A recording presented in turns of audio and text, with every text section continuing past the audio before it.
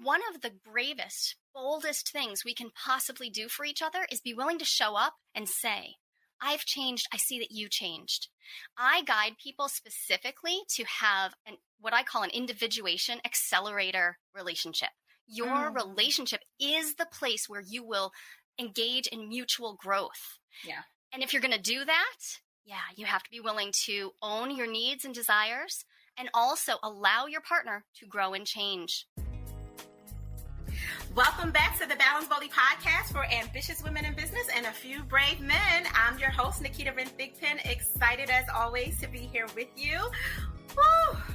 Let's take a breath. We are into it. First of all, this is my birthday month at the time of this recording, and you are going to hear all of the expeditious energy that I have right now today in this moment because I have my sister friend with me today.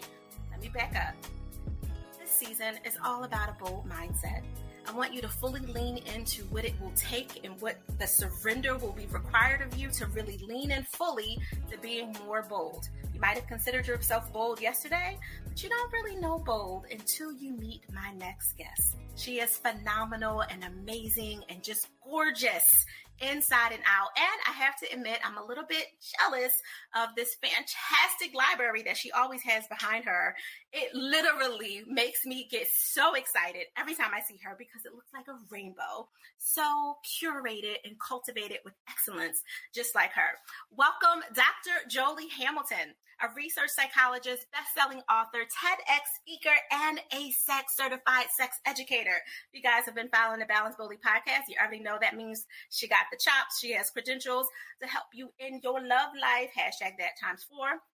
Joli has spent the last 2+ decades balancing a wild entrepreneurial spirit with a deep desire to have a secure, passionate partner, plus her 7 kids, where they've been nurturing from the inside of their soul out for the last umpteen years.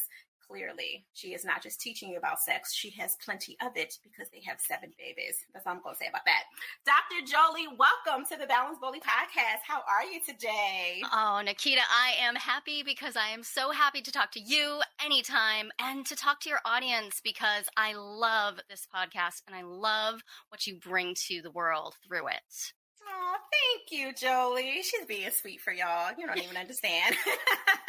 Joli, I would love for you to just take a moment and just share with everyone that's listening what kind of work you're doing in the world, because you have credentials on top of credentials, on top of experience, on top of credentials.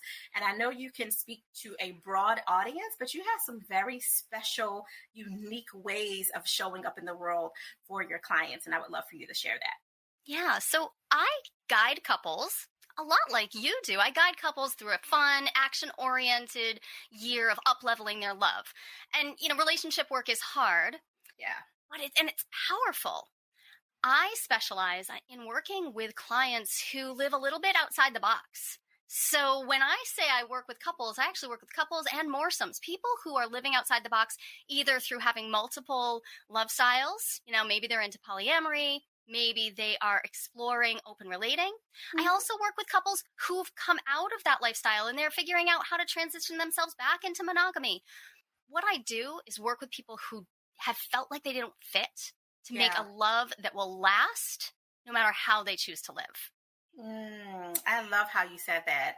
To make sure that they can fit into creating a love that will last no matter how that they are objectified from the outside. Right. Exactly. I love that. So I know one of your niche topics, because you did a dissertation on it, to say the least, is jealousy, which we know we are coming off of 15, I don't even know at this point, 16+ months of lockdown.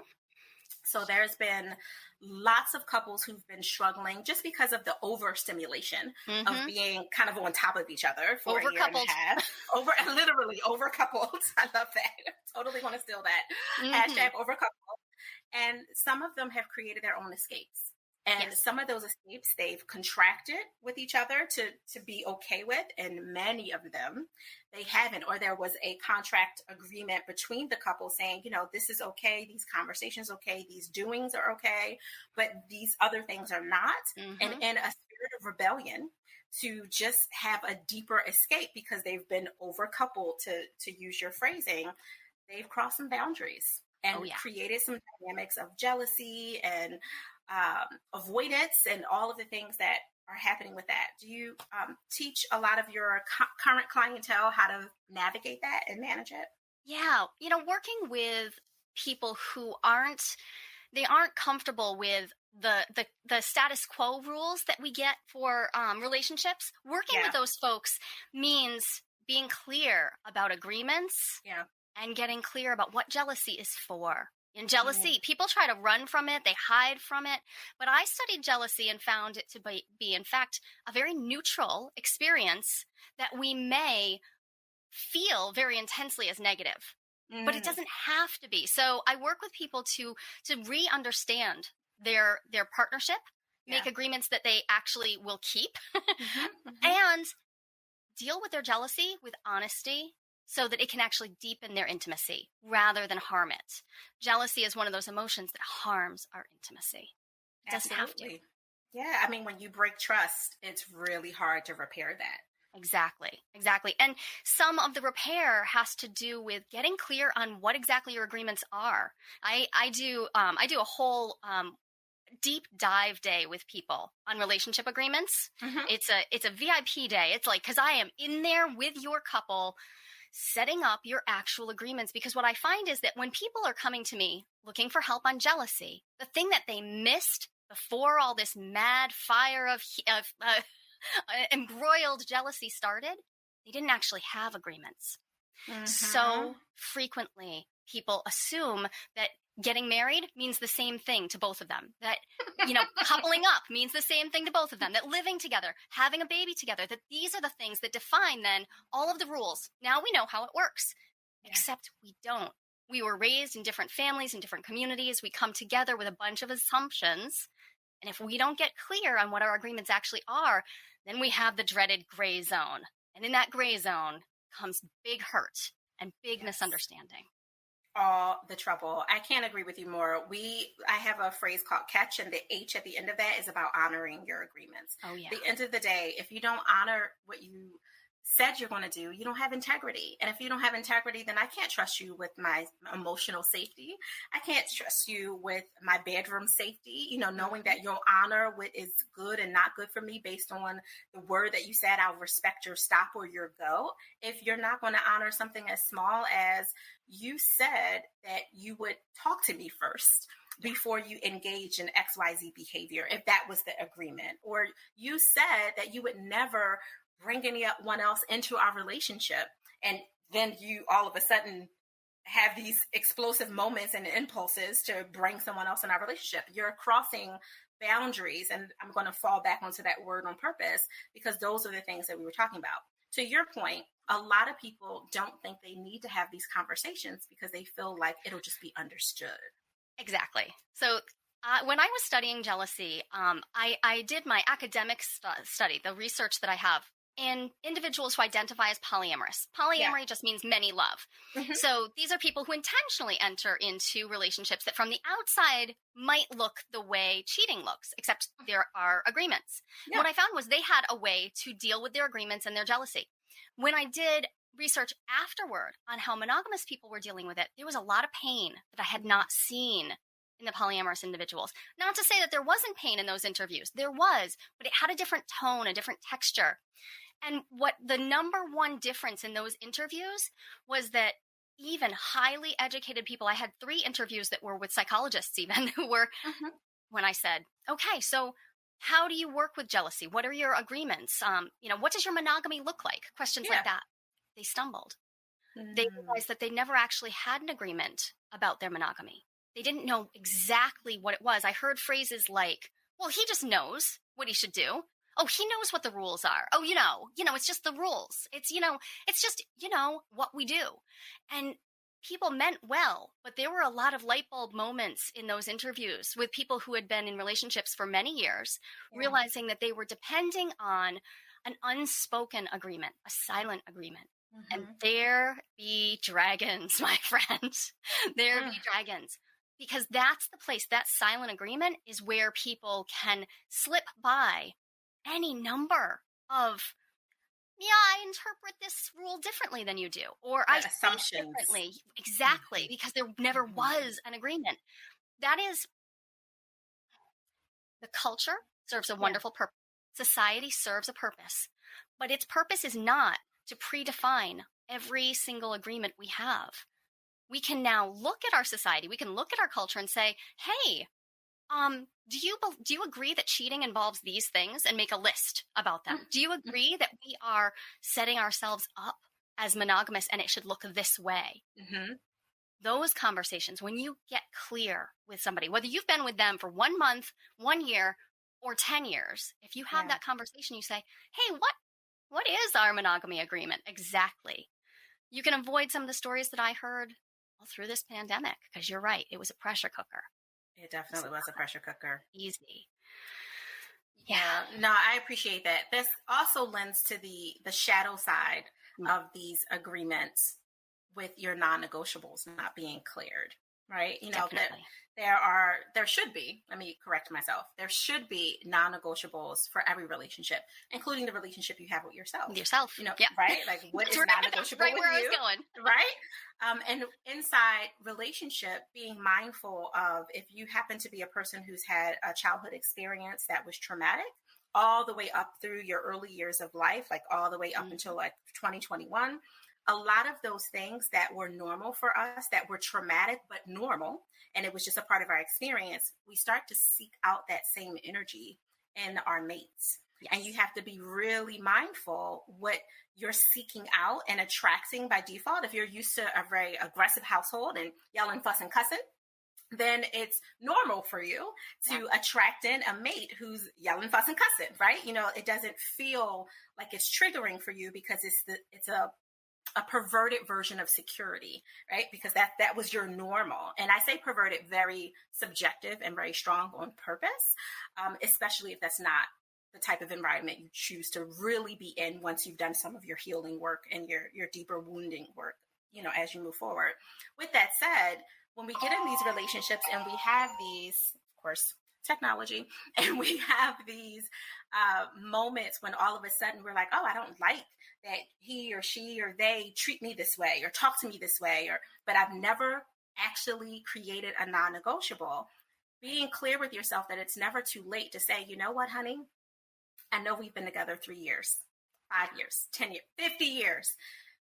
The way that I allowed you to speak to me before, the way that you have become accustomed with standing in my space and being aggressive or pointing a finger or demanding that dinner be served by 6 o'clock, even though we both work late and, you know, all the other things, those things were part of my yesterday. So it's not a judgment of the other person, but that's not how I choose to move forward. This is a non-negotiable for me.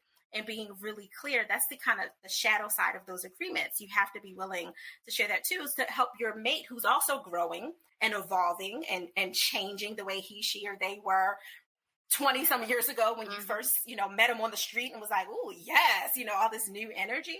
They're different too. And it allows you to create a new healthy space. And I think a lot of couples, and I'm leaning on you for this too, Dr. Joli, a lot of couples feel like because we've been together so long that we can't possibly set up these new agreements and these new non-negotiables because then I've changed. And that's not the person that they originally were attracted to.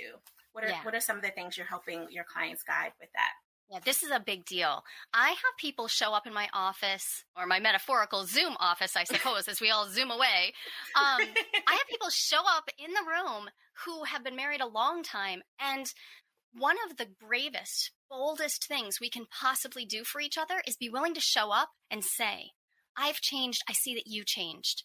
I guide people specifically to have what I call an individuation accelerator relationship.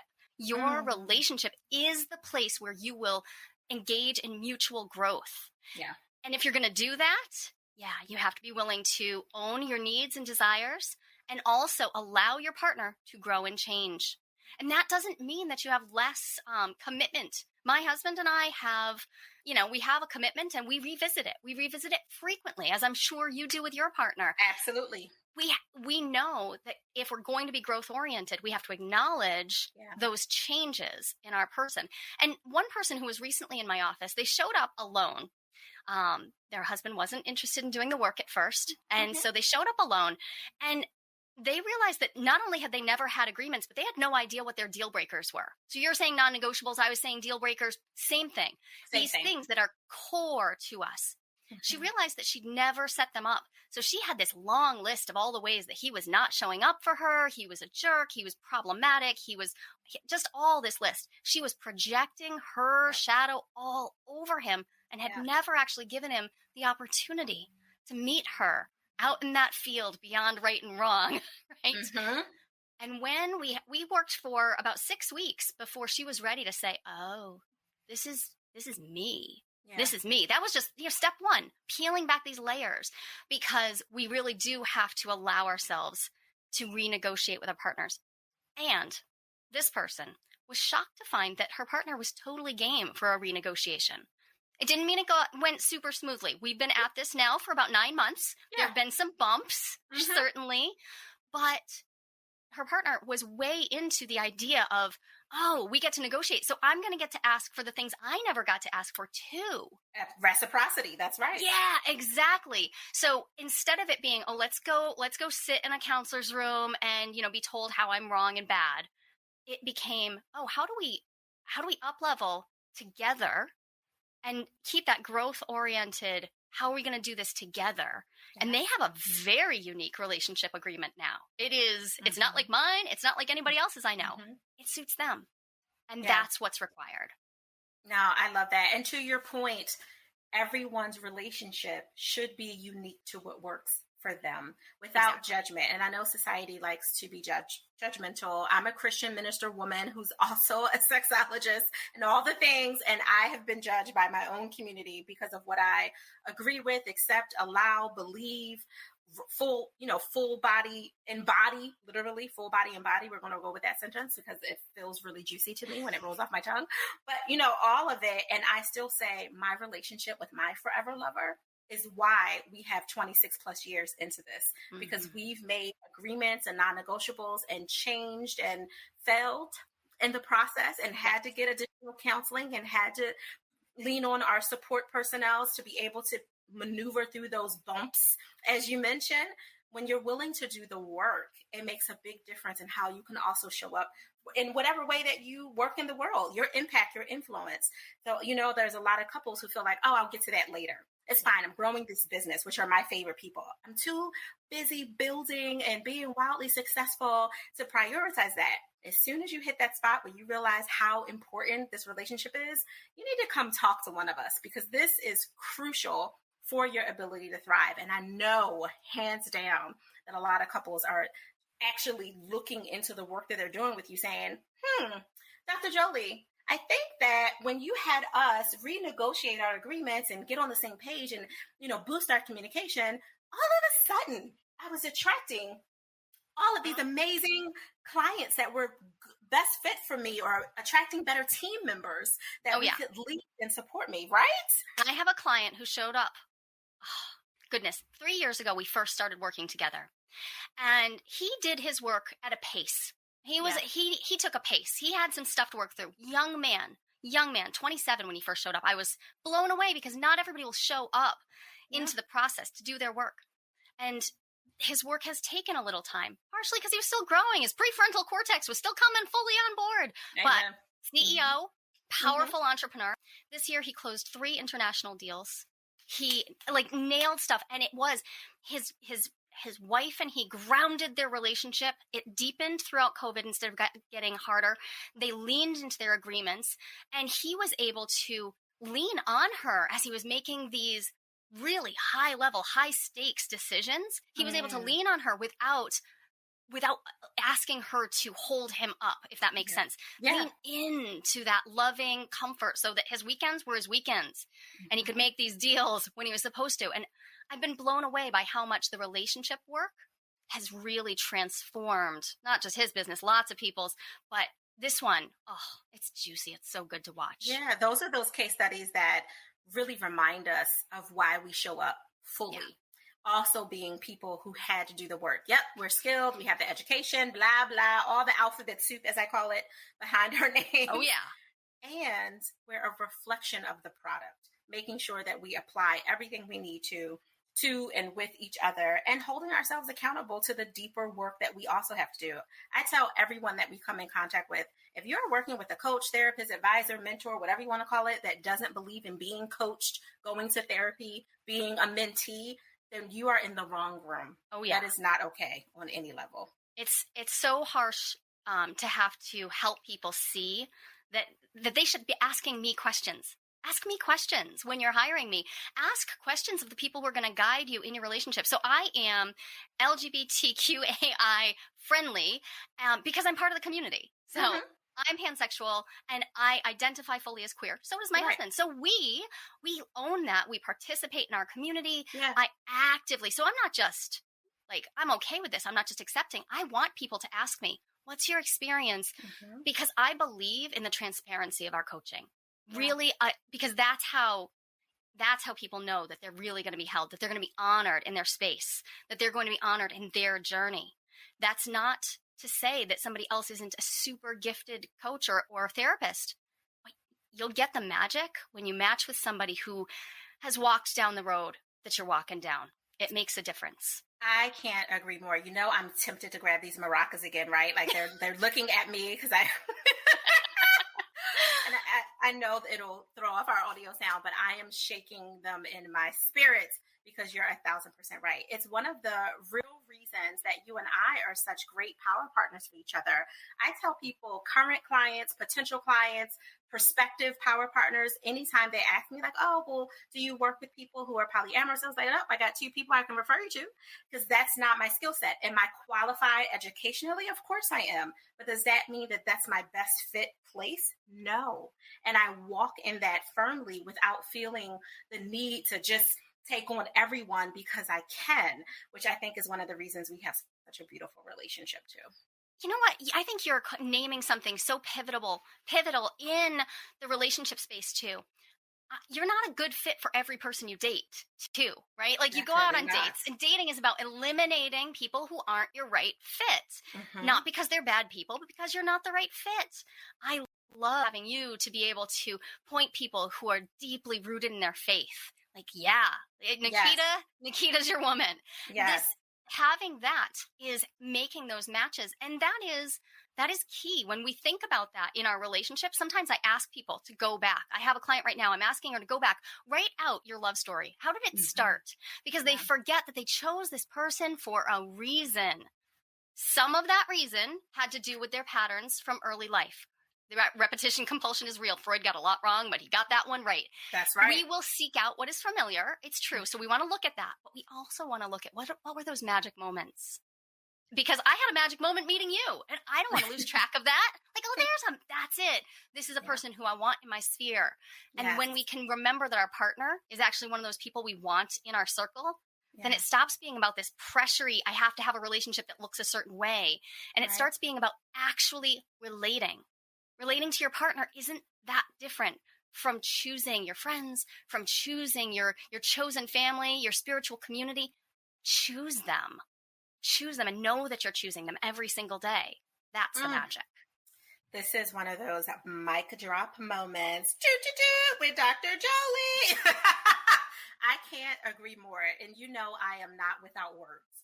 That's one of those statements where I'm like, I don't even know what to say back to that. But yes, and more yes to everything Dr. Joli Hamilton just said. I value this so much. So before we wrap up for the day, I have to ask you a couple of quick questions. One is what chose you? What chose you? You hear me? Because you just said choose them. Choose it. It's right there. I can't break it. What led you to do this type of work for the world? Like, what made you decide to break your own boxes? Because you could have gone for MBA and, just done all the traditional things, but what led you to this space? This space chose me, I really believe, and it chose me by putting every obstacle in my path. This is my 13th business. I love opening businesses. Love it. So I knew I was staying with the entrepreneurs, even though I went back for a PhD and everybody's like, oh, you're going to academia. I'm like, nah, I'm heading right back into my entrepreneurial world. And I made every mistake in love. I messed it up so hard. And I decided to study my way out of it. Yeah. That was my path. That's what I did. And so I love being in this space of actively helping people create the relationships they want, because I know what it's like and how limiting it is to be in a relationship that is no longer functional. And when I was divorced once, and when I said goodbye to that partner, he was released to find his person too. Absolutely. And his business is now so much stronger for it. We're both entrepreneurs, and now we're thriving apart. I never would have dreamed that, but sometimes the mistakes are exactly what leads you to your real calling. Hands down, that's my story. So I can't agree with you more. I do believe that it heightens the superpower you already had when you have a level of relatability and compassion with the people that you're serving. Although our egos are there to protect us, and it can also be a blocker for us, when you have compassion that's coming from a space of I've been there, I've bought that t-shirt and worn that baseball cap to that party before too, it literally lowers all of the guards of your ego that would normally make you feel like, well, I have to be the authority, I have to be the one in charge, so you can fully listen to whoever who you're privileged to be in front of, and receive their vulnerability the strength of that when they feel like they're in their weakest moment. So I honor that completely. It's beautiful, magical, and I relate to it strongly. So thank you for that. It's been a pleasure to read your story so that I know I'm not alone in that opinion. Ciao. No, you are definitely not. So, second quick question. I ask all of our favorite guests, how do you give yourself permission to pause? And this is a great question, Naketa, because when I saw it, I thought, oh, you know what? You could probably use a refresher on this, Joli.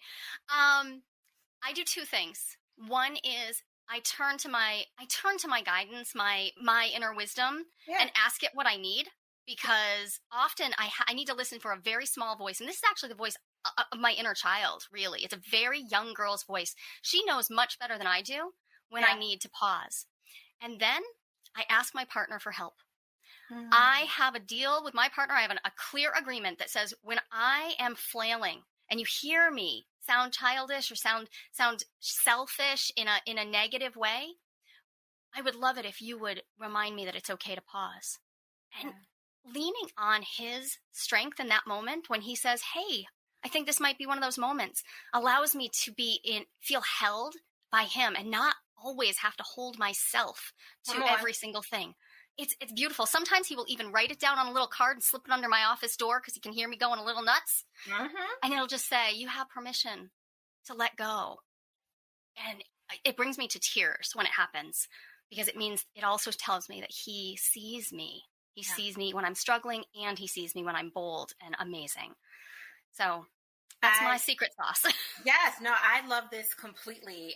For those of you who are listening to us, you guys can't see Dr. Joli and I, but I'm wearing a shirt that says protect your peace.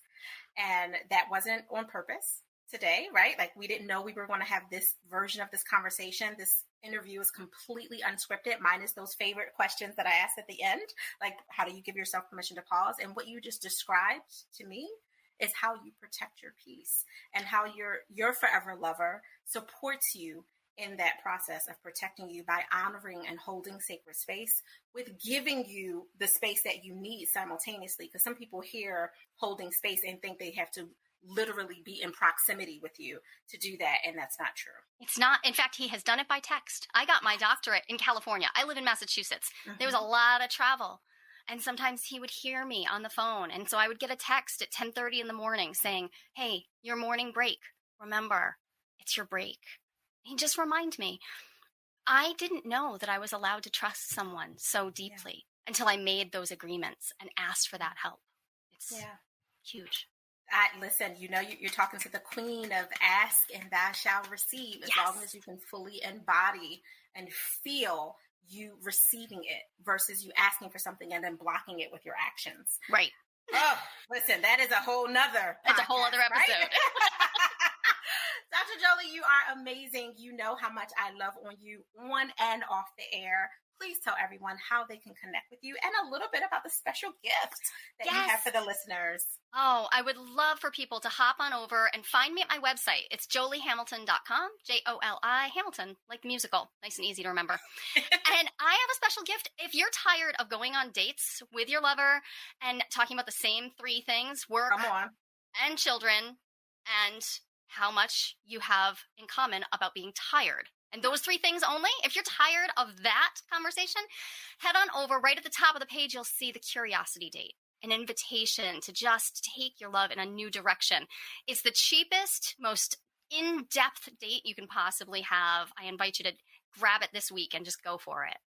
I'm 1,000% for it. And I have to vouch. So Dr. Joli and I have one of our clients in common, and our client partners, that I call all the clients client partners because we're partners in each other's success and their love and their future, use the curiosity date questions, and they were raving about it. When we met in our session, they were like, oh my God, we had this date. We had such a fantastic time. And I learned this about him and I learned that about her. And who knew? And they've been together over a decade, guys. So this applies to not just the newbies, but it applies to everyone along every part of their journey. So make sure you go straight to drjolihamilton.com and check that out. Awesome. I would love that. And, Naketa, I also wrote a book. So if people are looking for information about how to deal with being an entrepreneur and keep their relationship hot, Project Relationship, an entrepreneur's action plan for passionate, sustainable love. And if you like what Naketa has to say, then I think we're all going to get along real well, because I feel like sometimes I open it, I'm like, did I write this or did Naketa write this sentence? I think we are on the same wavelength. We really are. We have really good emotional intimacy. We do. Dr. Joli, I literally love you so much. And thank you so much for taking out time out of your very full day to come and share this truth with us. We appreciate you. It's my pleasure. Thanks for having me, Naketa. Balance Boldly listeners. I know, I always deliver. I tell you I'm bringing it, and I do, because I honor my agreements. Hello, we just had a whole 30-minute conversation about this with Dr. Joli Hamilton. So make sure you honor your agreement too. You were listening, you showed up. Be sure to subscribe, rate, review, and share this episode, because we want people to not just know about the Balance Boldly podcast at high level. We want them to meet these phenomenal experts like Dr. Joli Hamilton, who's one of my special friends that I hands down will stand on a stage and say, listen, you want to know about this thing, that thing, or the other? Don't come to me, go to her, because I'm powerful enough to recognize my niche space and my truth and my superpower and be able to share with a sister friend, which Dr. Joli Hamilton is. So make sure that you guys honor that for yourselves, and don't just think about all this good information, these nuggets and gems that you got for yourself. Share it. Think of that woman or man or person that's in your life that could really benefit from hearing this conversation on how it's never too late to have a bold mindset in your marriage. Thank you so much, guys, for following us. I want you to continue to do what you do by creating your balance and create your joy, but remember, do it boldly.